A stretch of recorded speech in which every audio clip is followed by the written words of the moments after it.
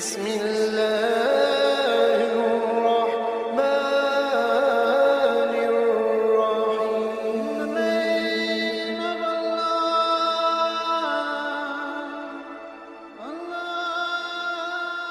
بسم اللہ الرحمن الرحیم. شروع اللہ کے نام سے جو بڑا مہربان اور نہایت رحم والا ہے. اسلام امن اور سلامتی کا دین ہے.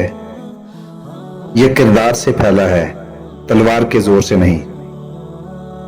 حضور پاک صلی اللہ علیہ وآلہ وسلم نے کفار اور مشرکین کو ایمان کی دعوت دیتے ہوئے اپنے کردار کو پیش کیا تھا. قرآن حکیم میں ہے، بے شک میں اس قرآن پاک کے اترنے سے قبل بھی تمہارے اندر عمر کا ایک حصہ بسر کر چکا ہوں، سو کیا تم عقل نہیں رکھتے؟ لوگوں میں عمر گزارنا سیرت و کردار کا پتہ دیتا ہے. حضور پاک صلی اللہ علیہ وآلہ وسلم صادق و امین جانے جاتے تھے. کفار و مشرکین کو حضور پاک صلی اللہ علیہ وآلہ وسلم کے حسن و اخلاق اور حسن کردار کو اس حد تک اعتراف تھا کہ بت پرستی پر قائم رہنے کے عوض وہ آپ کی ساری باتیں ماننے پر تیار تھے.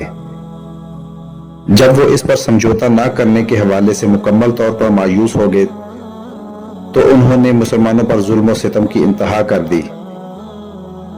نبی کریم صلی اللہ علیہ وآلہ وسلم کی بارگاہ میں مسلمان حاضر ہوتے تو کوئی زخمی حالت میں ہوتا، کسی کو کوڑوں سے مارا گیا تو کسی کو تپتی ریت پر گھسیٹا گیا ہوتا.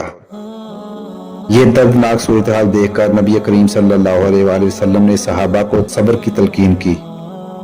بیعت عقبہ اولیٰ کے موقع پر نبی کریم صلی اللہ علیہ وآلہ وسلم نے حضرت مصعب بن عمیر رضی اللہ تعالیٰ عنہ کو مدینہ روانہ فرمایا. ان کی دعوت اس قدر پر اثر ثابت ہوئی کہ اگلے سال حضرت مصعب رضی اللہ تعالیٰ عنہ 75 مسلمانوں کو بیعت عقبہ ثانیہ کے لیے مکہ لے آئے.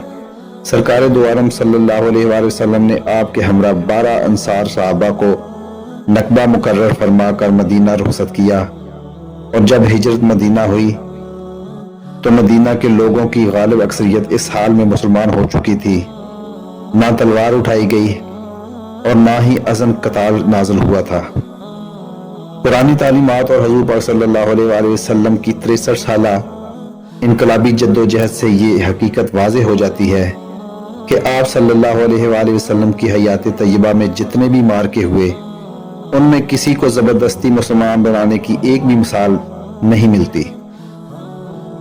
اگرچہ ضرورت کے وقت دفاع شر اور فتنہ و فساد کو روکنے کے لیے جنگ میں پہل کی گئی، لیکن زیادہ تر مارکوں کی نوعیت دفاعی رہی. تاریخ ہمیں بتاتی ہے کہ جب بھی مخالفین نے سر تسلیم خم کیا یا راہ فرار اختیار کی، صلح کے لیے ہاتھ بڑھایا یا ہتھیار ڈال دیے، تو پھر مسلمانوں نے بھی ان پر ہتھیار نہ اٹھائے. اسلام میں جنگ محض برائے جنگ نہیں بلکہ قیام امن کا ذریعہ ہے. محمد بن قاسم نے سندھ فتح کیا تو سندھ دارالاسلام بن گیا. یہ محض مسلمانوں کے کردار اور ان کے ثقافتی غلبہ کا اثر تھا کہ غیر مسلم حلقہ بگوش اسلام ہوتے گئے اور دنیا میں ہر طرف اسلام کا ڈنکا بجنے لگا. دوستو، آج کی ویڈیو اچھی لگی ہو تو چینل کو سبسکرائب ضرور کیجیے گا. اللہ تعالیٰ آپ کا حامی و ناصر ہو.